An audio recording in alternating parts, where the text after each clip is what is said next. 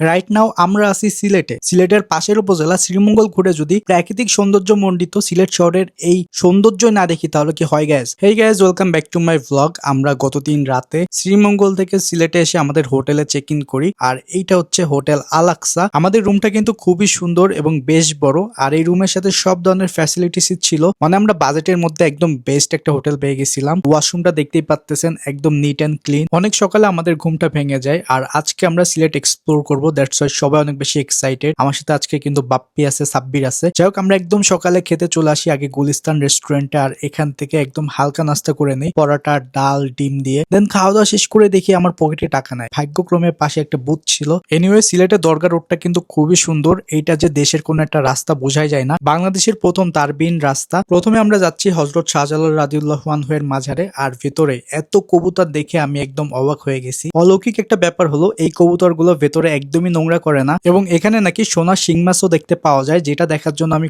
খুবই এক্সাইটেড ছিলাম, but unfortunately আমি দেখতে পারি নাই। আপনারা যদি কেউ সোনার শিং মাছ দেখে থাকেন এবং এই ভিডিওটা দেখতেছেন, তাহলে আমাকে অবশ্যই কমেন্ট করতে ভুলবেন না। বাংলাদেশের ভিতর যে এত সুন্দর একটা শহর সিলেট, এবং এত পরিষ্কার পরিচ্ছন্ন সিলেট শহর না ঘুরলে বোঝারই উপায় নাই। আমরা এখন একটা সিএনজি নিয়ে যাচ্ছি হচ্ছে সাদা পাথরের দিকে। সিলেট আসার পর থেকে ওয়েদার খুবই সুন্দর, আর আমরা যত সাদা পাথরের দিকে যাচ্ছি প্রকৃতির শীতলতা নতুন ভাবে উপভোগ করতেছিলাম। ওয়েলকাম টু সাদা পাথর। না, অ্যাকচুয়ালি আমরা এখনো সাদা পাথরে আসি নাই, সাদা পাথরের গেটে আসি। এখান থেকে আমাদেরকে ট্রলারে করে যেতে হবে। তার আগে আমরা টিকিট কাটলাম। এখানে টিকিট কাটার জন্য একটা ট্রলারে 8 জন বা 10 জন হইতে হয়, যেহেতু আমরা 3 জন ছিলাম। একটা গ্রুপ পেয়ে গেছিলাম, সেই গ্রুপটা নিয়ে আমরা ট্রলার নিয়ে রওনা হলাম। একপাশে নদী, পাহাড়, সবুজ প্রকৃতি, কি যে অসাধারণ দৃশ্য, একবার না দেখলে চোখে বিশ্বাসই হবে না। 10 মিনিটের একটা শর্ট বোট রাইড শেষ করে আমরা পৌঁছে গেলাম ছোট্ট একটা দ্বীপের মতো জায়গায়, আর এটাই হচ্ছে সেই সাদা পাথর। এসে দেখলাম যে এখানে ভাজা পোড়া বিক্রি করতেছে। আমার তো সিঙ্গারা গুলা দেখে খুব লোভ লাগলো, আর পাশে দেখলাম ডাবও ছিল। আমরা সিঙ্গারা দিয়ে হালকা স্ন্যাক্স করে নিলাম। এক পাশে মেঘালয়ের সবুজ পাহাড়, আর সেখান থেকে নেমে আসা পাহাড়ি ঝর্ণা, আর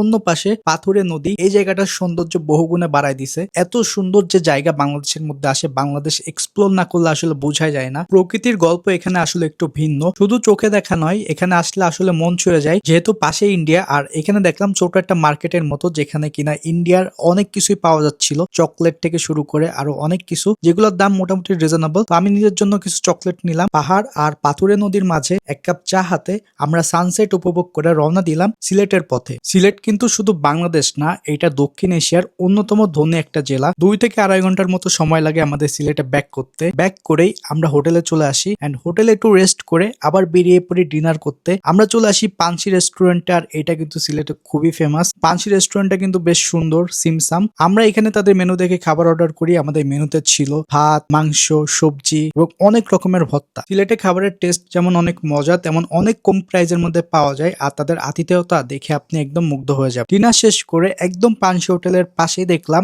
এখানে শামীম এন্টারপ্রাইজে অনেক রকমের পান পাওয়া যায়। তো আমি এখান থেকে দিলখুশ নামে 50 টাকা দিয়ে একটা পান ট্রাই করলাম, যার মধ্যে অনেক রকমের মশলা দিয়ে আমাকে পানটা বানায় দিছে। পানটা এত মজার হয়েছিল, মানে আপনি যদি পান নাও খান, তাও পান এখান থেকে খেলে আপনার ধারণা বদলাই যাবে। দেন আমরা হোটেলে ব্যাক করি এন্ড ব্যাকপ্যাক করে ফেলি, কারণ কালকে আমরা যাব টাঙ্গুয়ার হাওরে। দ্যাটস ইট গাইজ, আজকে পর্যন্তই। দেখা হবে পরবর্তী ভিডিওতে। সে পর্যন্ত সবাই ভালো থাকেন। আল্লাহ হাফেজ।